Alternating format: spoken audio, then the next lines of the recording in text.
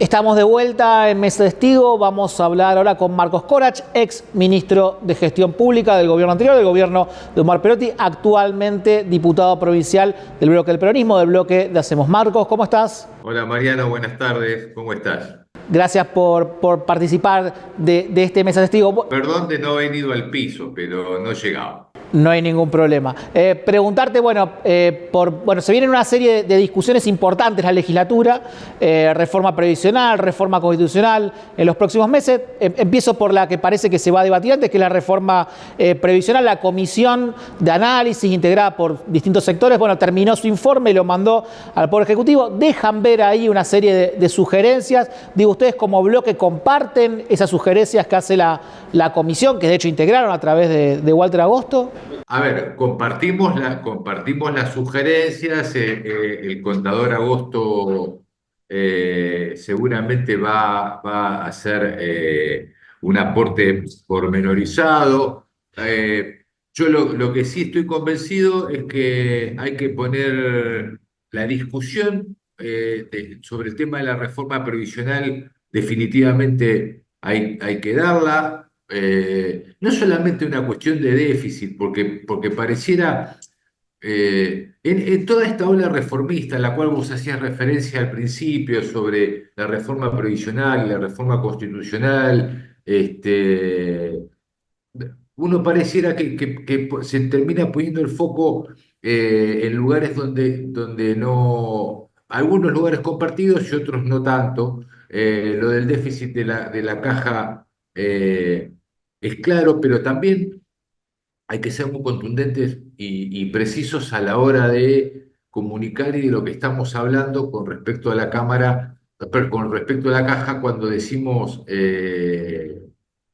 a la caja, ¿por qué la tiene que financiar el kiosquero de una ciudad cuando en realidad el déficit de la caja no tiene que ver solamente con mayores aportes por parte de los agentes? Es decir, ¿qué creo?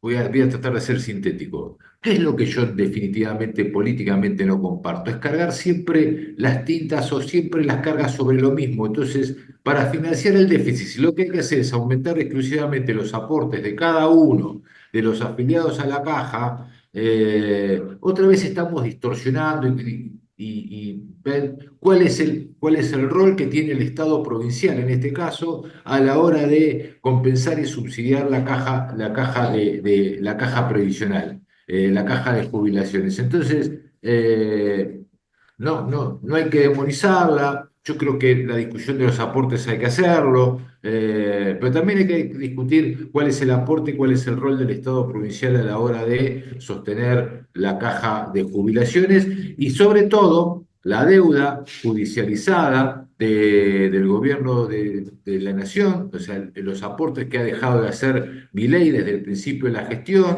Estamos hablando de un juicio de más de 770 mil millones de pesos.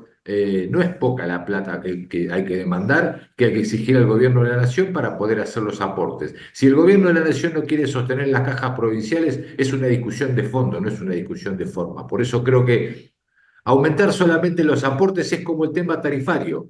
Si solo se resuelve aumentando la tarifa del agua y solo se resuelve aumentando la tarifa de la empresa provincial de la energía o del gas, la verdad que es bastante sencillo gestionar de esa manera. Marcos, te quiero preguntar por otro tema de coyuntura que la semana pasada generó un ruido más en el mundo, el microclima de la política que hacia el gran público, pero sí es interesante para ver qué se está jugando ahí, que tiene que ver con los pliegos que envió el gobierno para cubrir la Cámara de Ejecución Penal, este nuevo organismo creado a partir de las leyes que se reformaron a comienzos de año. Está el pliego, sobre todo cuestionado, el de la doctora Origot, el del doctor Pueyrredón. ¿Ustedes comparten este diagnóstico? El PJ provincial sacó un comunicado que planteó, quiero ser preciso con la expresión, cierta fragilidad institucional y falta de transparencia en el procedimiento. ¿Ustedes están de acuerdo con esa lectura? Sí, respecto del comunicado del PJ, te quiero decir que me enteré junto con vos, no leyéndolo en los medios. No es que tuve acceso a una discusión previa de cuál es una postura del PJ. Con lo cual, nada, el análisis que hace el PJ más allá que soy legislador y miembro de la comisión de acuerdo, tengo un serio cuestionamiento de por qué el gobernador Puyaro, porque además tengo que hacer un poquito de historia, indefectiblemente. Sí, yo fui ministro de gestión, como lo decías antes, participé activamente con el Consejo de la Magistratura en la selección y en los pliegos que nosotros enviamos el año pasado a la legislatura, los cuales fueron prolijamente rechazados por parte de quienes ahora impulsan y saltean al Consejo de la Magistratura, cual fuera un salto olímpico en Garrocha, y la definición del Consejo de la Magistratura cuando dice, en el caso de Pueyrredón y en el caso de Origot, que de no haber superado, ambos recurren al Consejo de la Magistratura, el gobernador hace caso al recurso y y manda los pliegos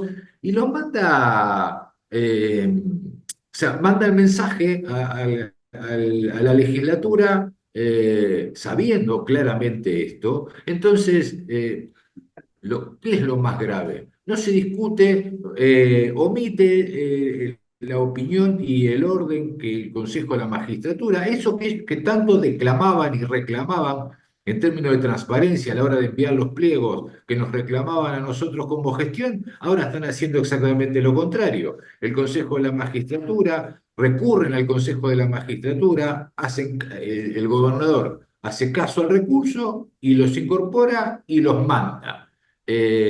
Cuanto menos es un proceso que tiene, nosotros en la comisión de acuerdo tenemos todas las entrevistas hechas, hubo 52 postulantes, no es poco número, Mariano, 52 postulantes para estos cargos, y definen tres, y los tres, y dos de ellos, uno fue candidato a intendente, digamos que no lo eximo por eso, tiene una militancia partidaria, fue candidato en Venado Tuerto, la doctora Obligó, pero en definitiva y en términos académicos, el Consejo de la Magistratura primero dice, no superaron y ahora son los postulados. ¿Qué es lo que yo creo? Yo, Marcos Corach, legislador y miembro de la Comisión de Acuerdo, que el gobernador prefiere a estos tres.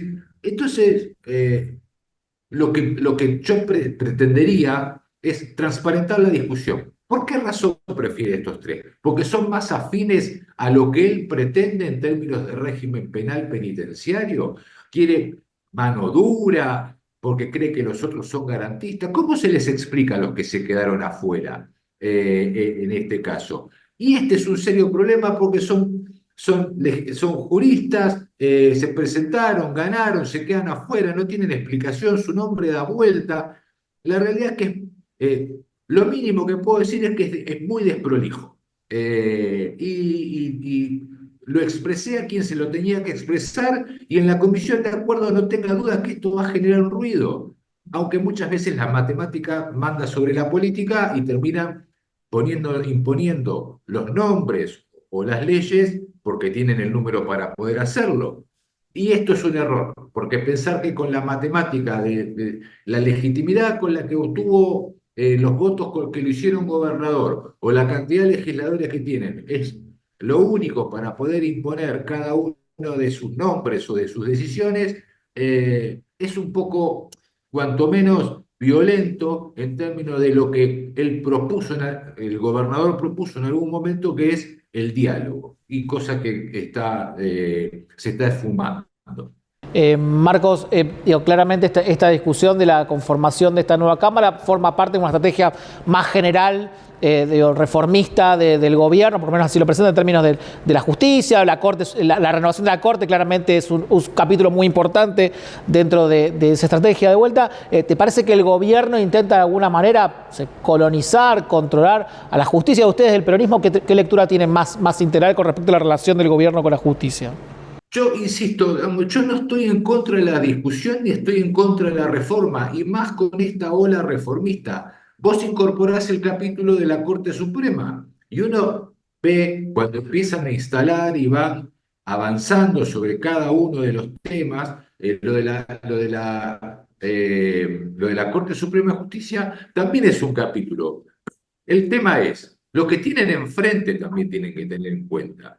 los jueces de la Corte Suprema, la remoción de los jueces de la Corte. Yo no digo que haya que hacerlo o no, es una discusión que hay que darla de manera un poco más sana. Entiendo los tiempos, entiendo la política, entiendo el apuro, la urgencia, la ola reformista, necesitamos noviembre para poder llamar a elecciones para convencionales constituyentes, lo entiendo todo. O sea, no es que uno es un pavo y no lo entiende.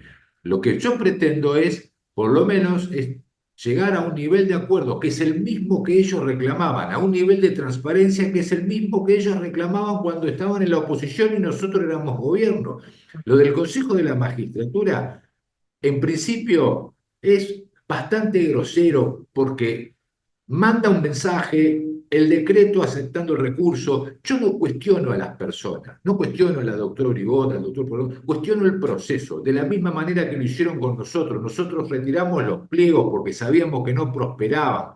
Y en este caso, como tienen el número, van para adelante. Y yo creo que la Corte Suprema de Justicia van a ir por el mismo camino. Es decir, van a tratar de llevarse puesto todo. Lo que pasa es que en algún momento se van a encontrar con una pared. Y la verdad que es innecesario. Es un gasto y un desgaste innecesario. Y más en este momento. Marcos, pensando que para la reforma constitucional necesitan más que los votos que tiene Unidos, sobre todo en diputados, ¿no? En el Senado tienen la mayoría de los 2/3 propia. Pero ¿ves posible, deseable construir entre Unidos, el peronismo? Hay que ver qué hace el bloque de Granata, por mencionar los bloques más importantes, que se construya un núcleo, una suerte de núcleo de coincidencias básicas para ir hacia la reforma constitucional dentro de un marco más o menos consensuado, por lo menos del trazo de la cancha, ¿no?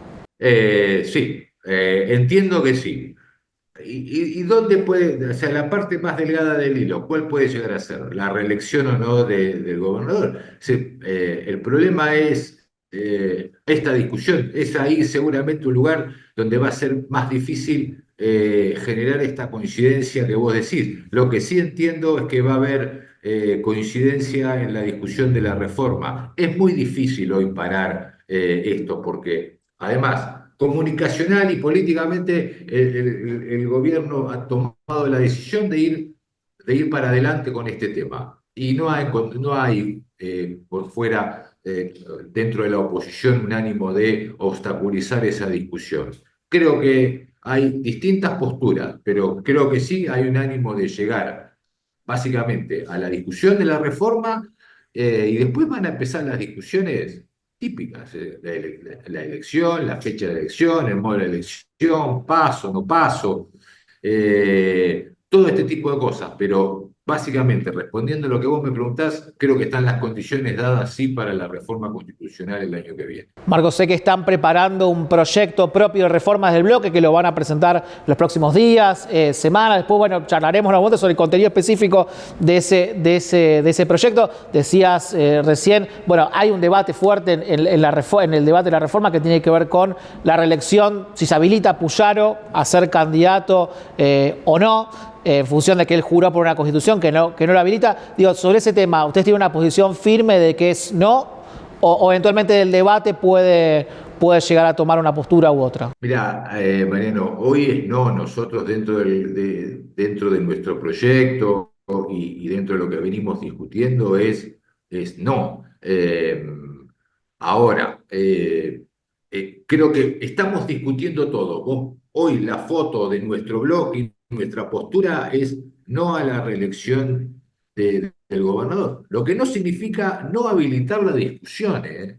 No habilitar la discusión. Nuestra postura hoy es no habilitar la reelección, pero lo que no significa que lo podamos discutir, que se pueda discutir dentro de la Asamblea Constituyente, que en definitiva no es en la legislatura donde se sanciona esa nueva Constitución, sino en la Asamblea Constituyente. Entonces si nosotros abrimos el debate para la posibilidad de la reelección o no del gobernador Puyaro, en este caso, es otra cosa, pero nuestra postura es en contrario. Marcos, te hago la última, que nos estamos quedando sin tiempo, pero te la tengo que hacer. Digo, el peronismo viene, bueno, de un 2023 muy complejo, tanto a nivel nacional como a nivel provincial. ¿Cómo impacta en este intento de reconstrucción del peronismo? Bueno, toda la situación que rodea a Alberto Fernández con las denuncias, todo el tema seguro y sobre todo el tema de la denuncia por violencia de género. ¿Cómo impacta esto en la reconstrucción del peronismo? Mira, Mariano, la verdad que por supuesto es un golpe muy fuerte, es un ponernos ahora, habernos sometido en esta discusión claramente es un impacto porque el peronismo no está pasando su mejor momento en ninguna de sus expresiones, digamos, locales, provinciales o nacionales. Me parece que la condena a la actitud del expresidente, por lo menos de mi parte, es absoluta. Yo creo principalmente en la víctima. En términos políticos, claramente le hace un daño enorme al peronismo porque además también otra de las cosas que queda claro, Mariano, es que de parte del gobierno y de parte de gran parte de todo lo que el arco que no es el peronismo, no van por la figura de Alberto Fernández, lo que se quieren llevar puesto es el peronismo. Entonces hoy el peronismo se tiene que abroquelar en una situación que de ninguna manera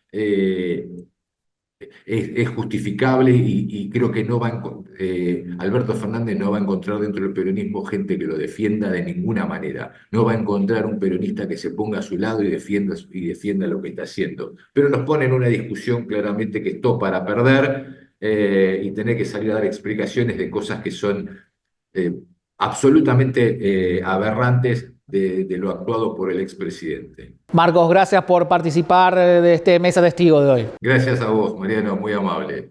Un abrazo grande. Abrazo grande. Quédense, hacemos una pequeña pausa y ya volvemos con más Mesa Testigo.